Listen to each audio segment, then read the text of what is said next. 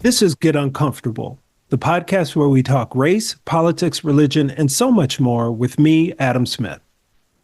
We launched the Get Uncomfortable podcast in October of 2022 in the hopes of building community through conversations often deemed uncomfortable to bring about true healing. My producer and partner, Rachel Hanson, and I have been grinding away, and we're blessed to have had some amazing guests, thought-provoking conversations, and thousands of listeners worldwide. We thought this was a good point in time to assess our vision, our progress, and our process going forward, and what we hope will be our most interactive episode to date. Rachel, welcome. How are you? Yeah, I'm doing okay. It's funny to me to be welcomed when I'm here every single time. That's right. And I'm not usually on this side of the microphones. I'm glad to be doing a shop talk with you. Because you're always hearing us talk and making all the magic happen. So I wanted to give some time for you to talk a little bit about your journey in podcasting, because Get Uncomfortable isn't your only thing that you produce and you help with. You do a whole magazine. There's a whole bunch of great things you do. But talk a little bit about how you got into podcasting and a little bit about your work in the podcast community. I love opening like this, so thank you. So for those of our listeners who don't know, I started out podcasting in a show called What the Finance. You guys, I'll be really honest with you. We started out taking our regular summer break, and then we didn't stop taking our summer break. That's how it goes down sometimes. But if you want kind of some accessible talk about personal finance from a couple of women who don't think you can budget your way out of poverty and bad policy choices, it's still out there, and you can listen to What the Finance. When my friend Cheyenne and I first started the show, we were going to hire somebody to do the editing. And I think we'll talk, you're going to notice this is a theme, I think, in me and Adam's conversation. But we had to make some money first to hire somebody to do the editing. Cheyenne did it initially, and it turns out she hated about every minute of it. And so I said, well, I'll give it a try. I loved it. I thought it was so cool. And then I went, well, hold on. I really like doing this. We were going to hire somebody to do the editing. I bet I could find some people to hire me to do the editing. Smart. Because this was also during like full down lockdown times in COVID, at a time when it was really clear to me that people who have caretaking responsibilities need more flexibility in their work lives. Like, we're all working because we need the money, right? Like, we've got our callings, but at the end of the day, like, we all just want a roof over our head and food on the table. Yeah, yeah. And benefits with like health insurance for our kids and ourselves. Yeah. Right. Key. Right. I mean, we could go down a whole rabbit hole about like healthcare for all. And we could, like, I know that you and I could take a whole episode talking about healthcare for all. But that's not this episode. Not this. But the other thing, like, as I kind of started in on this journey, the big thing that became super clear to me was that the stories that I was helping to tell as an editor were super important. One of the first clients that I landed, and I got super excited until I realized that this was a podcast about COVID denial. That wasn't cool. And I signed a contract, so I did the one episode. That show is not on the air anymore, and I'm very grateful for that. But when you're picky about your clients, that gets to be a little bit more difficult, right? Adam and I, you connected about Get Uncomfortable. And this is a conversation that I think is super important. There's always a lot of meanwhiles, right? I'm making a lot of friends in the podcasting space. And a good friend and I started noticing there are a whole lot of men, and very specifically white men, who are being highlighted in the technical work of podcasting. And whenever my friend and I would say, right, like, hey, why aren't you profiling more women? We'd always hear, well, there just aren't any women. My friend and I are going, hey, like, us, look at us, right? Like, you can't tell us that there's not any women. There's tons of us. And so late in 2023, I also started a quarterly magazine highlighting women doing amazing work in podcasting. And mostly Yeah. the magazine highlights work behind the scenes, like in Yeah. the production side. It kind of has wound up being a little bit of both because I Mm, think that the thing about um, those of us who are minoritized, right? Like whether we're women or people of color or we're queer or whatever, okay. right? Like all of the things, uh, is that when then somebody says, you know, like anybody says to you, "Hey, I appreciate what you have to say, and I think it has value." You go, are you sure? Right. Are you sure?" So one of the so a lot of the articles, and we only have 2 editions out because it's quarterly, because Hmm. I'm not doing a monthly magazine or anything like that. I don't have the space for it. A lot of it is very, right, like narrative, right? Like people are telling their stories within the confines of, right, like here's this cool technical thing that I do to tell my story. Can you tell people the name of the magazine and how they can get it? Thank you. Because I always forget, even though it's mine. So the magazine is called Sound Sorceresses. So if you like S's, you're really gonna like the magazine. Triple S, because we're all about the trio programs on Getting Mm, Comfortable. that's right. You can find it on Substack. Love it. Rachel, and to tell everyone, Rachel's in my hometown, Minneapolis, St. Paul, and we connected because I worked remote Mm-hmm. for an institution, predominantly BIPOC institution, Metro State University in St. Paul. Um, and so Rachel and I connected through that. And I just knew Rachel's great work in supporting students and being someone I always referred students to.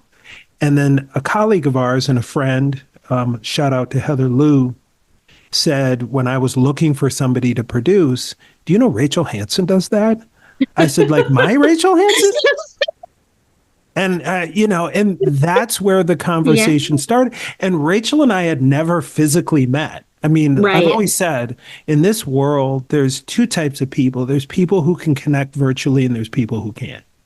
And Mm-hmm. some of the best relationships and business partnerships I have are people that meeting in real life comes after we've had partnership and community for a really long time.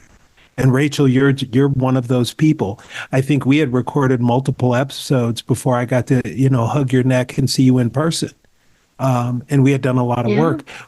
Talk about when we had the conversation about Get Uncomfortable and kind of my idea about it. What excited you or got you excited and made you say, let's partner and get this done? Because you are much more than just someone who's a producer for hire for me. We are partners in this Yes. endeavor. What excited you and but made you excited about this as a project and something you thought was necessary conversations to have? Like, I hope this comes across to people as they're listening, because I feel like our partnership is like so reciprocal and so true that I also had just an amazing experience working with Adam when we were both at Metro State. Part of me just went, okay, well, whatever Adam is doing, I'm down to be part of it.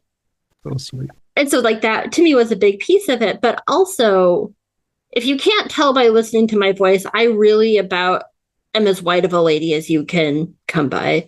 Right.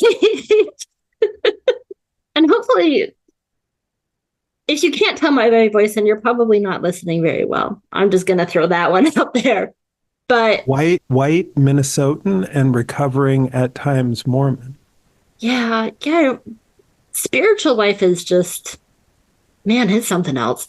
And so that, I think part of it, and I'll go back to you, but part of it was in those spaces, going to somebody that you want to partner with, who gives off the energy that isn't about centering themselves, because you have walked through some of those spiritual journeys, some of those familial journeys. You're a mama, you're a wife, you're an elected official, you're a leader, you're an educator, you're all these different things. But the first thing you are is you're a real human that really checks yourself at the door first. And so it was immediate, like people are like, well, wait a minute, you're going to do all this race stuff and all this religion stuff, and your partner is a white woman from the Iron Range of Minnesota. Yeah, 100%, because it's the right woman. It's Rachel Hanson, who's different. Thank you. So talk a little bit about, what you were talking about, what excites you about the journey.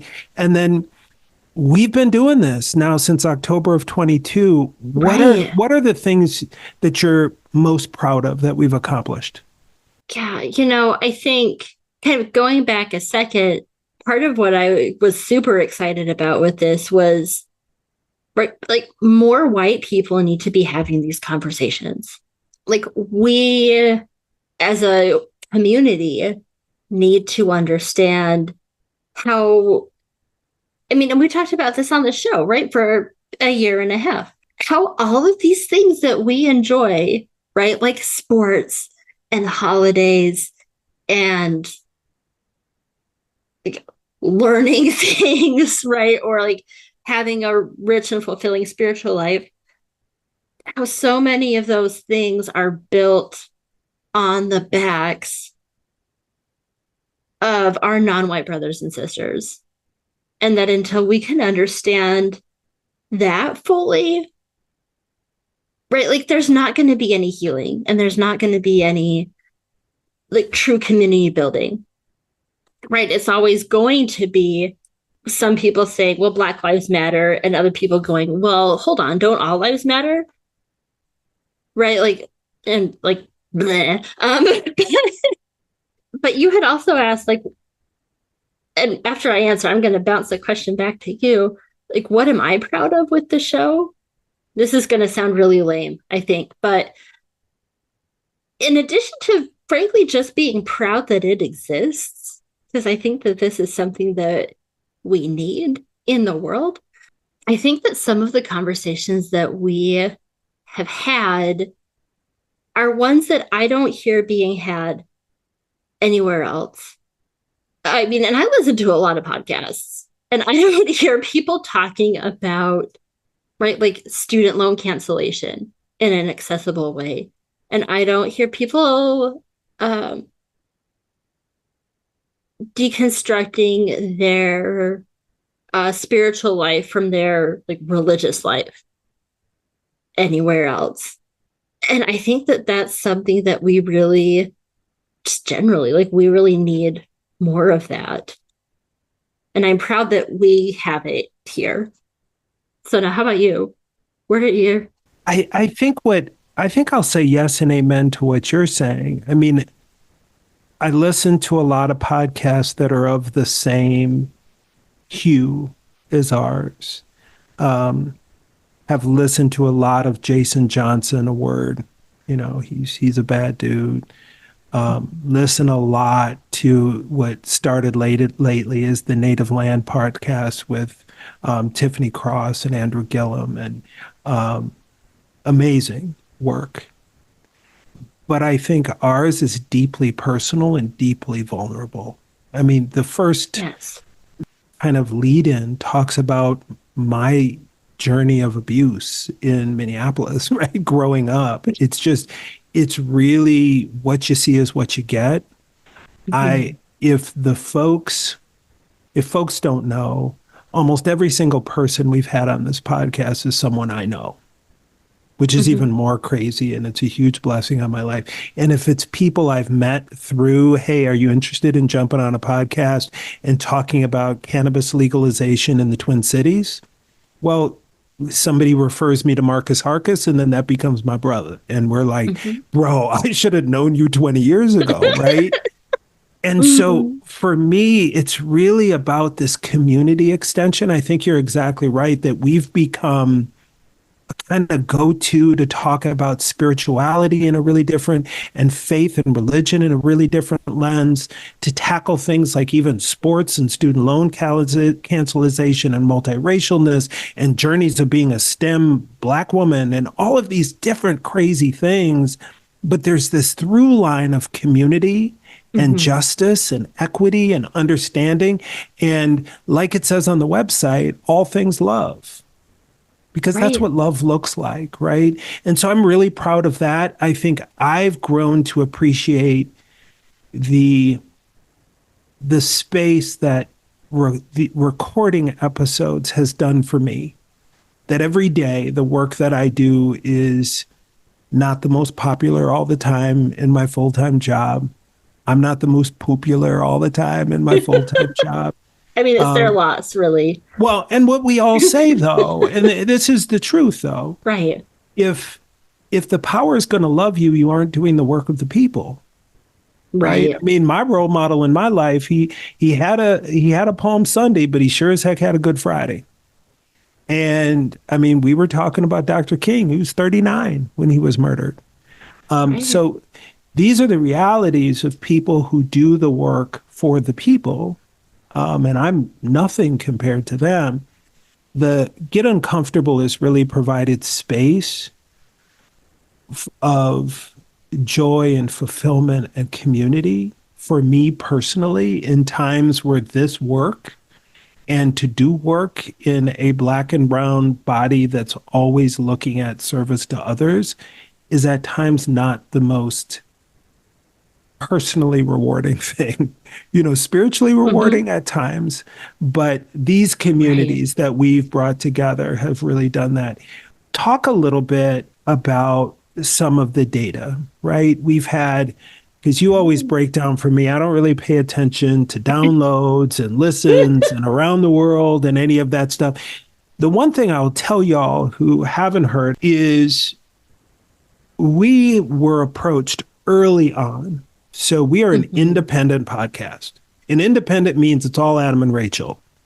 Every piece of it that you listen to, we are getting the guests. We are coming up with the ideas. We are coming up with the questions. We are doing the research. Rachel is doing all the editing and the mixing and the promotion, and even down to creating the posts that you see on LinkedIn or on Instagram or on Facebook. We are doing all of it.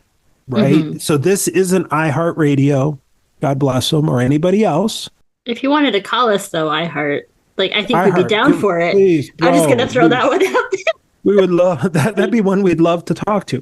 But we were approached early on by a podcast network, because just like TV networks, podcasts have networks, and they approached us and said, "Hey, do you want to be a part, basically, of our lineup?" And our concern is just like Rachel talked about with her podcast, where she originally produced, that was all about COVID denial and vaccine denial. We have to be really mindful and respectful of our community that we've built around this podcast about who we align ourselves with. We don't want to be your one woke podcast and a bunch of entertainment shopping podcasts. We want to align ourselves with community who can not only help us do the work, but help us in the work, if that makes sense. And so we've had to be real strategic in saying no to certain things because we don't want to be your token woke podcast. And I mean woke in the good sense, the Black sense of woke. Woke is a good thing. So Rachel, talk a little bit about some of the data, our listeners, our things, and some of the stuff that really sets us apart from some of the others. I'm sure probably not surprising to anybody, right? Most of our audience is in the United States. And this is really telling to me, we do have a global audience. Right now, our next highest percentage of listeners is in Ireland. And I thought that was really cool. But I think that it also speaks to, right, like the things that we are talking about are things that we need to be talking about globally, right? Like spiritual deconstruction and actually having a connection to, right, like the greater universe. Like that's a conversation that's important and needed for everybody to have. And right, like I just mentioned Black Lives Matter, and it's so easy, right, in the United States to be like, to really get tunnel vision without realizing it because we're a huge country. But Black Lives Matter is something that is globally important to be talking about so-called law enforcement violence is a problem globally, right? And who gets to, right? Like we've had those episodes on cannabis globally. Who gets to partake? Who doesn't? Right? Like we're talking about all of these things and they're important to everybody, not just people in the United States. And that to me is a really big deal. Huge. Right. You think, okay, well, there are millions of podcasts out there. But we've had 3,000 people who've been tuning in faithfully for every episode. Well, and it's a huge deal to them because I get contacted all the time by people.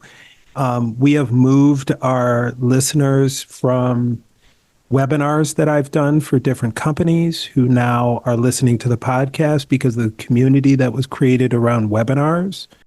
Mm-hmm. And people who have expanded by saying to friends, hey, you need to listen to this. And what's happened is it's become a community. Right. A community that is not hundreds of thousands of people, a community that is consistently coming back for content that's about learning, about developing, about growing, about stuff that I got contacts about the episode that Tim and I did about Moses from people that don't understand anything about Christianity. We're like, holy mackerel, that just, who is that guy on there? Shout out to Tim. He's walking through some health challenges right now, but he's going to come back and we're going to talk about Joseph soon. We also have just released a powerful episode on charter public schools with a good friend of mine, Kaleem Care, and we've got the brilliant Zach Ritter. And so I think that's the national draw is people come to us and like, oh, Zach's going to talk about this. Oh, you're going to have Janae on to talk about student loan forgiveness.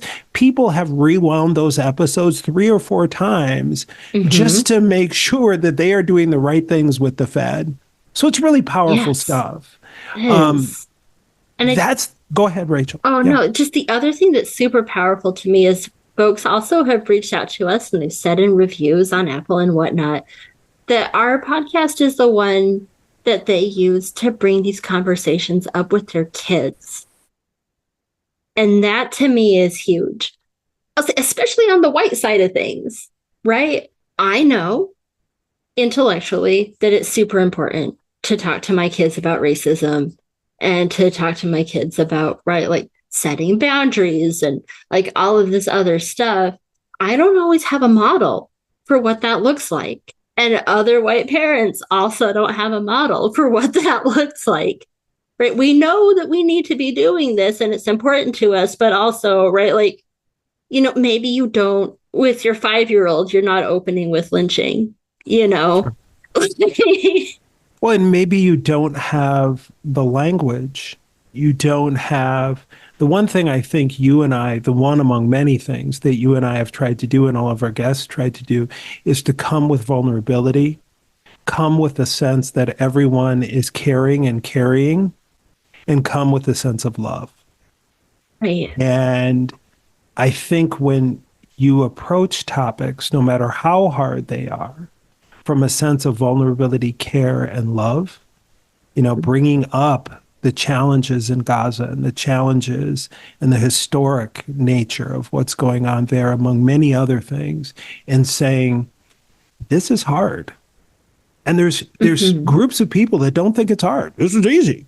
You do this, or this is easy, or you do this. And I can just say, as the person who's created it and creates the spaces, for me, it's hard. And so I will say, this is hard. And teach me. We want to love and we want to care. And part of loving and caring is standing on righteousness. Yes.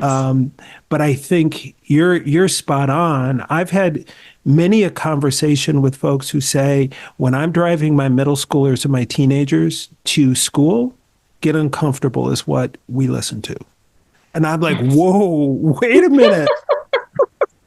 Like, you listen to Right. my foolish self? I mean, and what we're talking, that's a huge amount of Right. responsibility, but it's an honor. One of the pieces, Rachel, that, because you have a whole full-time job, like I said, elected official, superwoman, taking classes, doing all the things, being all of it. I don't know if people understand how much time goes into this. Like I said, between you and I, Mhm. we are, not you and I, you and me, we are coming up with every topic, doing the research, creating the questions, doing all of it. It's all Adam and Rachel time. And our Mhm. guests show up and they contribute and we take some time and build stuff, but it is really stinking time consuming. So Yeah. tell me, how much time do you think you spend in the average week, average month podcasting?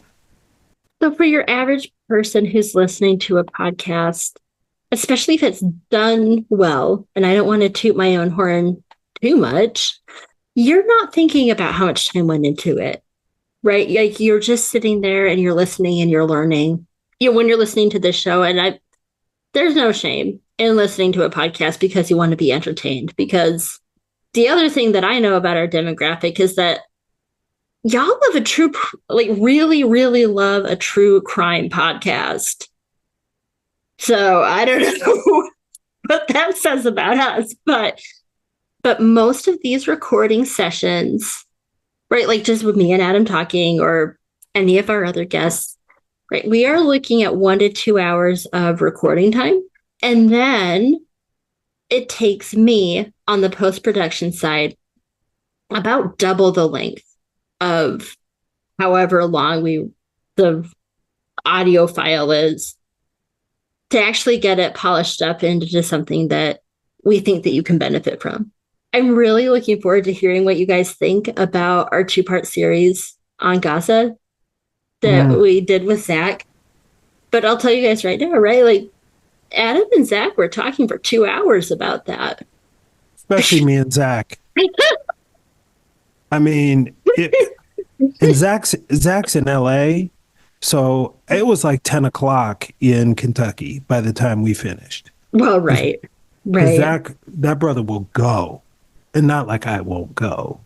I think the thing, and then for me on Yeah. my side, it is I can't even quantify the time. I can Right. quantify the time I spend recording and the time I spend prepping, but I can't quantify the time it's on my mind because I am Right. always thinking about what's the next guest, what's the next topic, what, and Rachel knows I go in like these spurts where it'll be like boom, boom, boom, boom, boom, boom, boom. I got these 10 different things that I want to talk about. I'm Mm-hmm. really excited about this and I got these guests booked. And it's constantly me reaching out on LinkedIn to people or Instagram or chasing people down to talk about different things. Or God just, for me, and this is always going to be this way for me, I try to get out of the way and let God do the work. So anything Mm-hmm. that sucks, please blame me. And anything that's good, it's all about him, her, they, them. And so what happens Yeah. is God just puts something on my heart and I just go, okay, let's do this. Right. And so it's constantly be in me and it's constantly being receptive Mm-hmm. to, like we talked about with Moses, the burning bush that isn't being consumed. Oh, you want me to talk about this? Okay, let's do it. And we're seeing some of Mm-hmm. that resonating in the lives of people, right? Right. So there's a couple things that for all y'all, because Rachel and I want to come on here and just say, look, there was a point this year where I said, we're going to record one more episode and I need a break. It's too much. I have to focus on my job and Rachel has to focus on her things. And I've got a consulting firm and we're speaking and doing all these other great things. And the podcast has not bore the fruit we hoped or the kinds of fruit we hoped. The loyal listeners are great, but Right. it We really hasn't. do love you guys. Yeah, at some point, that ain't putting food in Rachel's kids' families, and we're just struggling. So we wanted to talk about and leave this kind of with a call to action. So I'll start with kind of little stuff. The kind of things that we ask of y'all when we put it in the show notes and in the chat to like, to subscribe, to download, to share, to be honest, that's the least y'all could do. We love you, Mm-hmm. but we have to grow. And the only way to be picked up by the big boys is with growth, because they are examining how many downloads do you have? How many likes do you have on Apple Podcasts? How many subscribers do you have? So that stuff is so doggone important. And those are the kind of things that are really, really helpful. And those are simple things. So when an episode comes out and you see it on LinkedIn or you see it on social, repost it, share it with your friends, tag people that you're like, hey, bro, you got to listen to this on your way into work today. This was really powerful. That can really, really help us as we think from going from being, we always want to be independent in flair. The one thing I will tell you about Rachel Hanson, I listen to some of our podcasts because I hate my own voice, right? Most speakers do. So I don't like listening to me. There's a point in an episode, though, I forget it's me. And then it ends, and I'm like, holy crap, that was really good. Who is that? Because then Rachel's voice comes on at the end, and I'm like, ooh, that was really well done. FYI, my granddaughter and my wife picked out our theme music. Nia danced. We played a whole bunch of types. Yeah. And the one that Nia started dancing to and said, Papa, I like that one. Yep, that's the one. That's the one. So that's the Get Uncomfortable music is Nia Purpose's pick. So those are some of the things. Rachel, what are some of the other things that our loyal listeners, what I would call our family, what can they do to support us and take us to the next level and to sustain us so we can keep dropping content? So if you are an individual, right, and you're going, I love what they're doing. And, in this capitalist hellscape, people deserve to be compensated for their labor. If you go to getuncomfortablepodcast.com, you can visit our shop. We have just some seriously cool merch there that you can purchase and then support the show that way. If you are somebody with a business, right? Somebody who has something to market, we are absolutely here for that. A little bit of like the marketer talk. Our ads are baked in. And if you want it baked into an episode about being baked, we could do that. We do that cannabis episode. So we could bake it in about getting baked. I'm really bad at jokes. Like, you guys, I'm really bad at jokes. And I made that joke to somebody I was pitching to, advertise in those episodes. Didn't. No, it's because I'm really bad at jokes, but mom jokes. I think I'm funny. But yeah, if you are a person who wants to advertise something, right? Like, you want to advertise your business, you have a product you're really excited about. Our email addresses, me and Adam's, are in every single show note for every episode. We can custom build something that is in your marketing budget. Because I think it's fair to say that if you are listening to this podcast, our values are already probably aligned. That's right. Well, and we want to strategically partner with folks who are our people. Y'all are already our people. So if you have small businesses, you have family who have businesses, you're doing a little side hustle and you want to elevate that work, right? No matter what it is, reach out to us because we can lean into each other, right? We don't, that's already happening with 45 sneakers for $400 a pair that are gold, right? That's crazy. Those people do that sick stuff. We need to do some of that, holding each other up like a Christmas tree stand in our businesses and our opportunities. And so Get Uncomfortable, like Rachel said, we have thousands of people listening to every episode all around the world. If you want to market your website, your business, you have somebody who is selling whatever it is they're selling, you are already our people.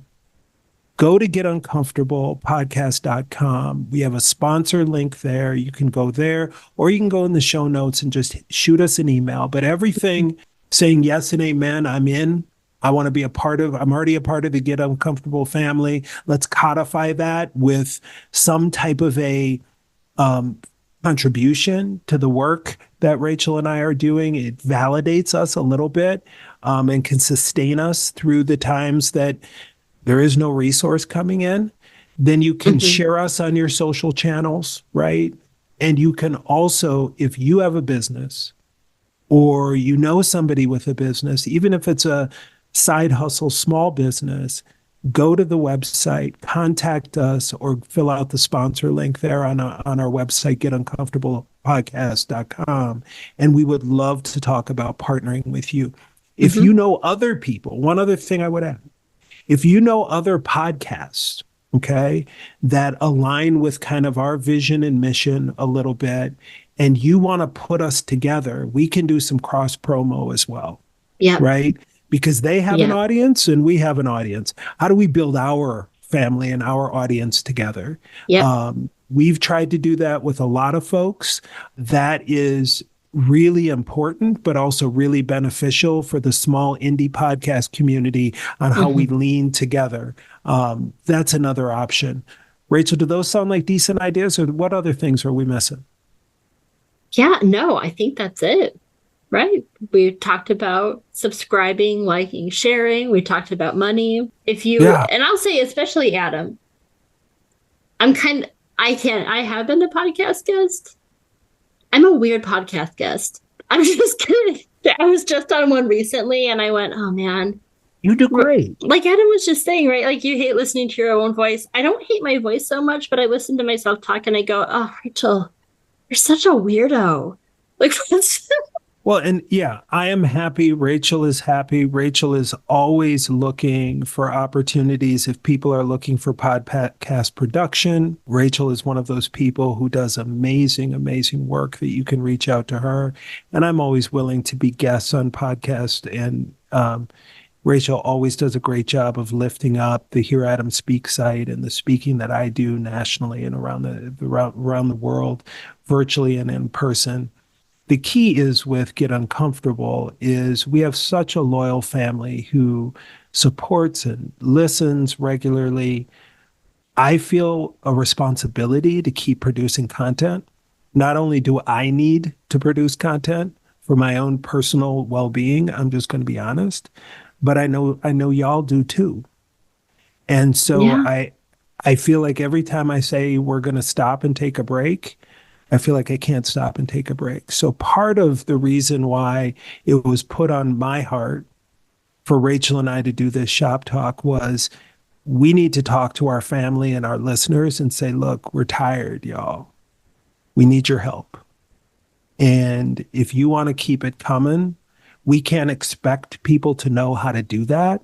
So we needed to Yeah. outline some ways for you that you could help support us in keeping these conversations going and this community going. So this is your call to action, fam. This is exactly what we're doing. This is village time, right? It's everybody brings something to the dang soup bowl and we'll have some gumbo. Because at some point, Rachel and I being voices crying in the wilderness on our own, it's just not hitting the way we have hoped it would. It's hitting in the lives of individuals. It isn't hitting in the lives of bearing the kind of fruit that can get us to the point that we can amplify these voices, not only around the country, but around the world.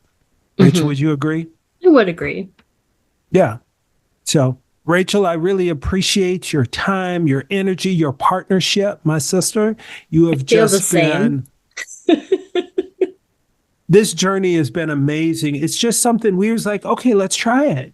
And now we're a year and a half in, and what I think is really powerful content. So again, y'all go to getuncomfortablepodcast.com, our website. Everything Get Uncomfortable is there. All of the previous episodes are there. You can listen there. You can leave comment, review. It's a really powerful website where you can get all of that information and do all the calls to action that Rachel was talking about. But it is also a place where you can catch up on old content. that maybe you haven't heard. Mhm. We have some amazing, amazing folks that have been on that we've really been blessed to share community with. I think we're doing the Minnesota goodbye thing, but a lot of our content is also, thankfully, but also unfortunately, kind of somewhat evergreen. Right? One of our absolute first episodes was about image and likeness in college athletes. Right? That episode is a year and a half old. I just shared it with somebody yesterday. Yeah. Yeah. If you're going, I wonder if they talk about this. Probably we have. And probably the episode is still Relevant. clear and helpful to you and your Mhm. journey. And that episode was Corey Moore, who is Mm-hmm. now officially a college football Hall of Famer. Is he really? That's Oh, yeah. fantastic. Oh, yeah. Oh, yeah. Yep. Oh, an official college football Hall of Famer. Rachel, I really Yes. appreciate you and the opportunity to share community with you. Thank you so much for joining me for some shop talk. I appreciate you. I appreciate you too, Adam.